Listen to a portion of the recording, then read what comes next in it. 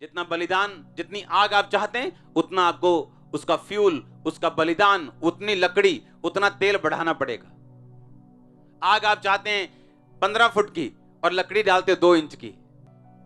अगर आग 15 फुट की चाहिए तो आपको लकड़ी भी 2000 किलो डालनी पड़ेगी। आग चाहते हो बड़ी, लकड़ी डालते हो 2 किलो। प्रार्थना कितनी है? 15 मिनट। मेरा हस्बैंड बच जाए, मेरा बच्चा बच जाए, मेरी बच्ची बच जाए। प्रार्थना कितनी है? 10 मिनट। फास्टिंग कब करते हो? साल में 2 बार। चर्च कब जाते हो? ईस्टर, क्रिसमस, गुड फ्राइडे और बड़ी मीटिंग।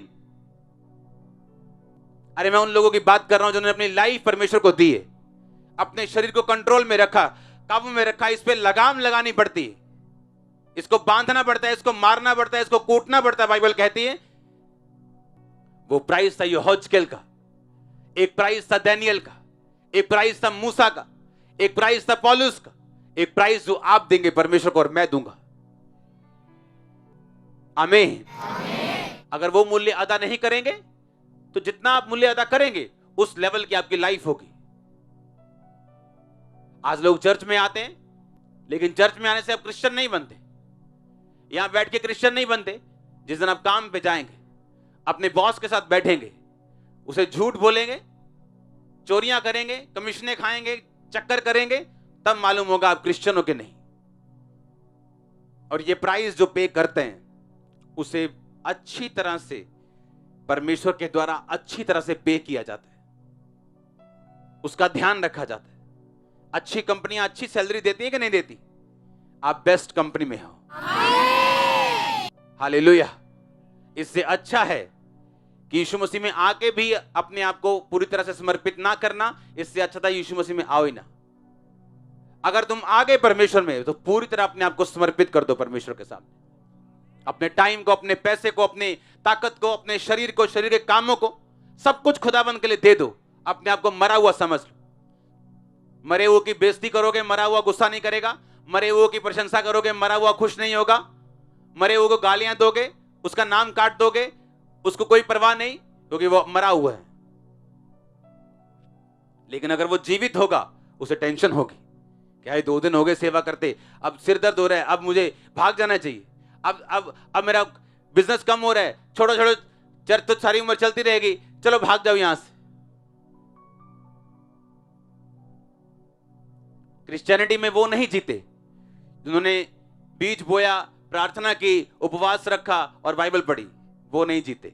वो जीते जिन्होंने लगातार बीज बोया, लगातार प्रार्थना की, लगातार उपवास रखा, लगातार फास्टिंग की। वो जीते। वो शॉर्ट टाइम मशरूम क्रिश्चियन नहीं।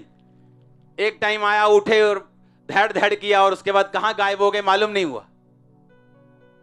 आराम से चलो, पर लंबा चलो, सैटेलाइट की तरह, रॉकेट की शुरली की तरह नहीं जो फूटी और पता नहीं गायब हो गई। एक बार तो बड़े सितारे सितारे चमके, लेकिन उसके बाद नजर नहीं आई वो कहां है। आप तैयार हो? आज मैंने आपको समझा दिया। अगर वो लोग मूसा थे तो क्यों थे, अगर यूसुफ था तो क्यों था, दानियल था तो क्यों था, यहोजकेल मेजर प्रॉफिट था तो क्यों था, पौलुस ने इतनी पत्रियां लिखी और सबसे बड़ा उसने कलीसिया बनाई और सबसे अधिक गैर भाषा में बोलता था, तो उसका रीजन, उसका कारण क्या था?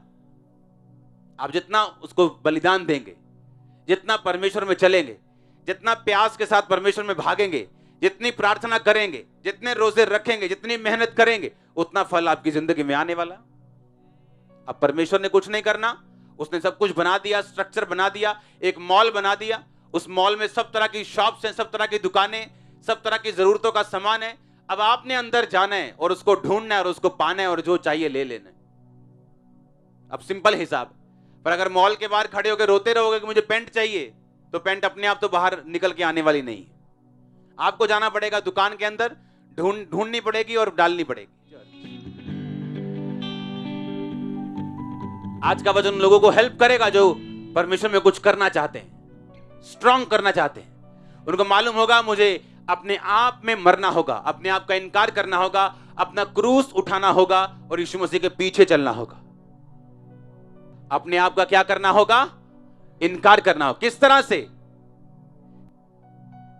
शरीर में मर जाओगे तो चर्च नहीं आओगे अगले संडे, स्वर्ग में चले जाओगे। कैसे मरोगे? अपनी इच्छाओं को मार के। कौन सी इच्छा? शरीर की इच्छाएं। तारीफ करो जोर से।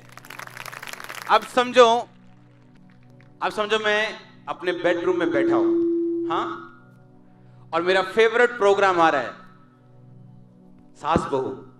वही है ना फेवरेट, आता है आजकल के नहीं आता है, बता रहे आता है। और आपकी प्रेयर का टाइम हो चुका है। अगर आपने वो छोड़ दिया, आप अपने आप में मर चुके हैं। आप पैसा सेव कर रहे हैं, लेकिन जब बीज की कॉल आती, आप उसको बीज में डाल रहे हैं, आप मर चुके हैं। आपको कोई आपका बेस्ट फ्रेंड आपको बोल रहा है मेरी शादी में तुझे आना पड़ेगा, और आपको मालूम है उस शादी में शराब होगी, गाने होंगे, सब डफर सामान होगा, और आप नहीं गए, आप मर चुके हैं। आपको रिश्ता आता है, बेस्ट रिश्ता, फॉरेन का रिश्ता, सब कुछ अच्छा, पर वो मसीह में नहीं, आप उसका इनकार कर देते हैं, आप मर चुके हैं।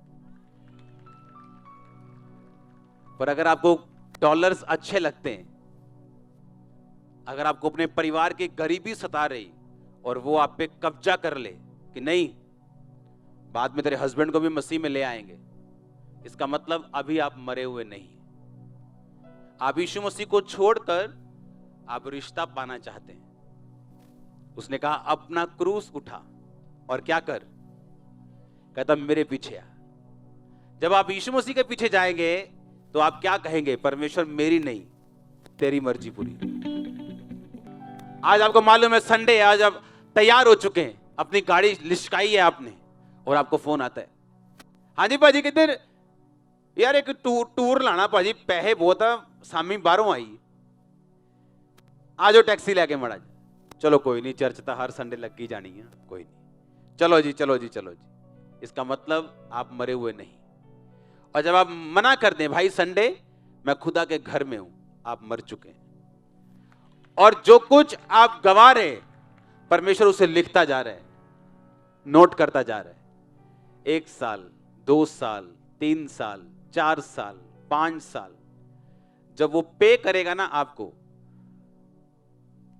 आपको रखने की जगह ढूंढनी बनानी पड़ेगी। क्या करना है?